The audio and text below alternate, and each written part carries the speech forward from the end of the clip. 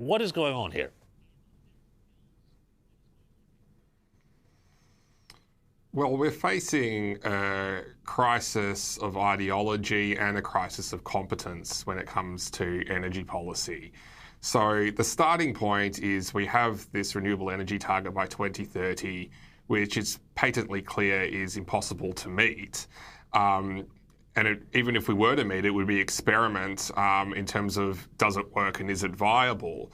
Now, the problem with having such a ridiculously ambitious target is not just that the target can't be met, but all the central planning that is being done by the regulatory bodies presume that that target is going to be met. And what then happens is, as we don't meet that target, we haven't got a plan B and a plan C to deal with what's actually happening, as opposed to what a few members of parliament kind of delude themselves into what they want to happen. And then you end up with insufficient investments in our grid, and that results in increased volatility. And Australia now faces the highest volatility in energy prices of any OECD country in the world, and it results in more unreliability. And that then flows through to three key sectors of our economy.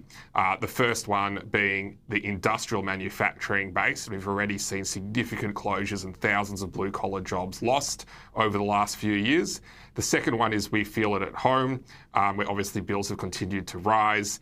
And lastly, and I think this is perhaps one of the most underappreciated areas, is our national security and the government's priority technology list in things like cybersecurity, quantum computing, and artificial intelligence all actually depend on our energy sector.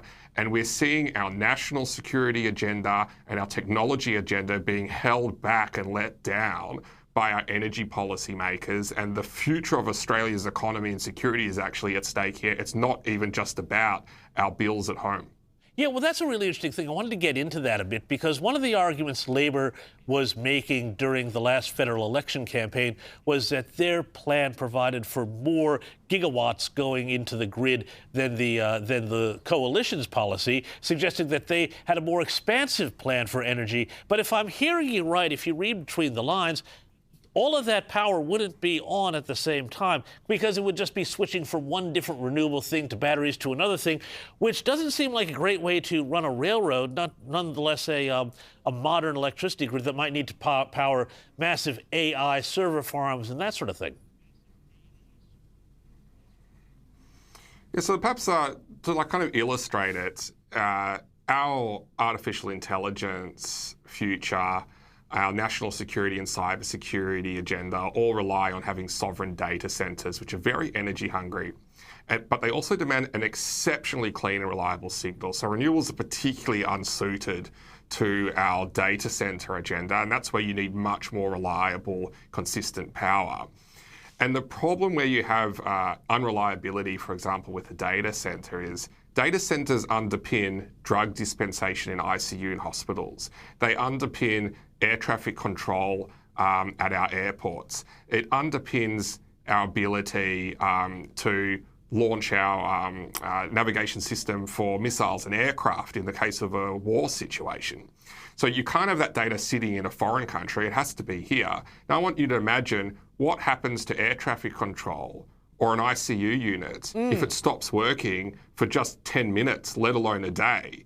And the situation is dire, and that's why you cannot have an increasingly unreliable grid while also trying to build all these core health, national security and technology agendas at the same time. We need to get back to reliability taking priority again. Otherwise, again, that technology and national security agenda gets held back. And finally, Saul, just want to ask you, too, about some other events going on around the world. One of the things Labor has always blamed rising power prices on was Russia's invasion of Ukraine and what that did to energy prices. Well, Venezuela now, the situation there is that the U.S. might be bringing back all of that capacity for the world market. Would that wind up, is the Trump action in Venezuela potentially going to bring oil prices down? And would that have any flow-on effect to our own energy prices, not just our prices at the pump? Well, before I just touch on the Venezuela question, if I could just please address this excuse that we keep hearing from the government that higher prices are due to the impact of the Ukraine war on gas. today, international gas prices are lower than they were prior to the Ukraine war. So it's no excuse. The reason price is higher today is because of policy settings. It's got nothing to do with the Ukraine war or global gas markets. But to come to your question on Venezuela, look, obviously very early days. There's quite a few pieces that would have to fall into place for Trump's ambition there to see a transition to a government which is more pro-US and to happen. Now, if it happens, though, you will see significant interest by the majors to invest in Venezuelan oil. That could see its production double or triple over the course of the next several years, and that will bring down prices. In particular, you could even see something like Venezuela leave OPEC and provide more pressure on OPEC's cartel behaviour, which again could put further downward pressure on prices. So the ambition, if it's realised, could be quite beneficial in terms of lowering prices, but there's still, again, quite a few pieces that need to fall into place before that happens.